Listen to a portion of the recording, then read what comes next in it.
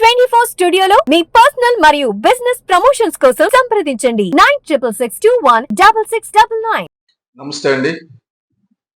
వరుసగా 4 రోజులు మహారాష్ట్రలో ఎన్నికల క్యాంపెయినింగ్ పరిస్థితులు చూసి వచ్చాను నేను. పవన్ కళ్యాణ్ గారు సుడిగాలి పర్యటన తర్వాత ఉన్న ఇంపాక్ట్, పవన్ కళ్యాణ్ గారు రాకముందు ఉన్నది, పవన్ కళ్యాణ్ గారు వచ్చిన తర్వాత. పవన్ కళ్యాణ్ గారు రాకముందు ఆఫ్ కోర్స్ కొద్దిగా ముస్లిం సోదరులు ఎక్కడ అడిగినా కొద్దిగా బీజేపీకి వ్యతిరేకంగా మాట్లాడారు చాలా మంది.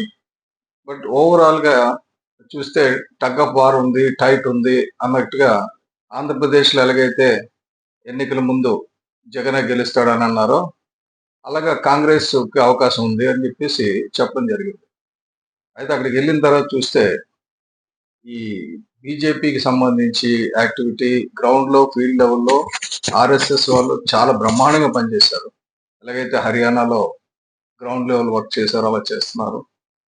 పవన్ కళ్యాణ్ గారు రాకతో ఏమైందంటే కంప్లీట్ గా అటు తెలుగు వారే కాకుండా సనాతన ధర్మం గురించి ఉన్న వాళ్ళు కూడా క్లబ్ అయిపోయారు. ఏకంగా తెలుగు వాళ్ళు ఓట్లు ఒక కోటి ఓట్లు అయితే సనాతన ధర్మం గురించి ఇన్నాళ్ళ తర్వాత ఒక అతను మాట్లాడుతున్నారు, ఒక న్యూట్రల్ గా మాట్లాడుతున్నారు, ఇతర మతాలకి కించపరచకుండా, ఇతర మతాలను ద్వేషించకుండా సనాతన ధర్మం గురించి మాట్లాడుతున్నారని చెప్పి చాలా మంది పవన్ కళ్యాణ్ గారి గురించి చాలా గొప్పగా చెప్పారు.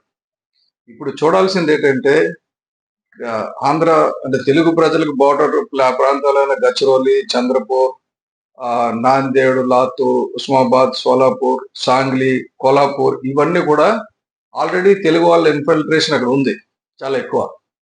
వాళ్ళు చాలా జాగ్రత్తగా ఆంధ్రప్రదేశ్ రాజకీయాలను గమనించారు, దేశ రాజకీయాల్లో పవన్ కళ్యాణ్ గారు తీసుకొచ్చిన మార్పుని గమనించి మద్దతు ఇస్తున్నారు. ముఖ్యంగా ఈ సనాతన ధర్మం ఎప్పుడైతే వచ్చిందో దాని మీద పెద్ద ఎత్తున ప్రభావం పడిందండి.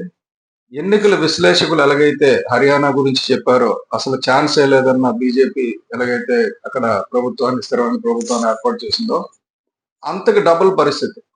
నాకు తెలిసి ఆంధ్రప్రదేశ్ లో ఏ పరిస్థితి అయితే వచ్చిందో అదే పరిస్థితి అక్కడ రాబోతుంది. జనసేన, శివసేన, బీజేపీ, జనసేన, శివసేన అందరూ కలిసి బీజేపీకి మద్దతుగా ఉండడం వల్ల ఏమైందంటే నెక్స్ట్ మోడీ గారి నాయకత్వం, యువత అంతా కూడా మోడీ గారి నాయకత్వాన్ని కోరుకోవడం, దానికి జనసేన, శివసేనతో పాటు జనసేన తోడవడం, దాంతో నిజంగా సీన్ అంటే వార్ వన్ సైడ్ అయిపోయింది. నాకు ఇదివరకు చాలా మంది చెప్తుంటారు, అనలిస్ట్ లో చాలా తెలివితేటలు వాడతారు, కానీ నాకు చూసి అమరావతి డివిజన్ మొత్తం జనసేనకి బాగుంది. అలాగే ఔరంగాబాద్ డివిజన్ కూడా చాలా వరకు బాగుంది. ఆ కోంకన్ ఏరియాలో కొంత స్ప్లిట్ ఉంది కొద్దిగా అటు ఇటుగా. నాగ్పూర్ డివిజన్ టోటల్ గా బీజేపీ అంటే మహాయుతికి ఫేవరబుల్ గా ఉంది. అలాగే నాసిక్ అండ్ పూణే కూడా చాలా కంప్లీట్ టర్న్అవుట్ అయింది. పూణేలో చూస్తే వాళ్ళు నెవర్ ఎక్స్పెక్టెడ్, అంటే వాళ్ళకి ఇటువంటి రాజకీయాలు ఇప్పటివరకు చూడలేదు.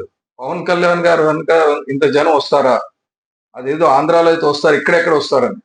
కానీ ముఖ్యంగా పద్మశాలి కమ్యూనిటీ వీళ్ళు ఇంకా చాలా అంటే ఇళ్ల పనుల గురించి వచ్చి అక్కడ జాయిన్ అయిన వాళ్ళు, అంటే వర్కింగ్ ఫోర్స్ ఏదైతే ఉందో అది ప్లస్ ఐటీలు అంతా కూడా ఈ పద్మశాలి కమ్యూనిటీస్ అయితే పూర్తిగా టోటల్ గా డెడికేటెడ్ గా పవన్ కళ్యాణ్ గారు వచ్చారు కాబట్టి మేము వస్తున్నాం. ఇన్నాళ్ళు ఎప్పుడు ఎన్నికలుగా ఎక్కువగా పాల్గొలేదు, ఇప్పుడు ఎక్కువ పాల్గొంటున్నాం ఎన్నికల్లో అని చెప్పేసి తప్పకుండా ఈసారి మా ఓటు మహాగఠబంధన్ అంటే మన బీజేపీ కూటమికి వేస్తామని చెప్పేసి చెప్పడం జరిగింది.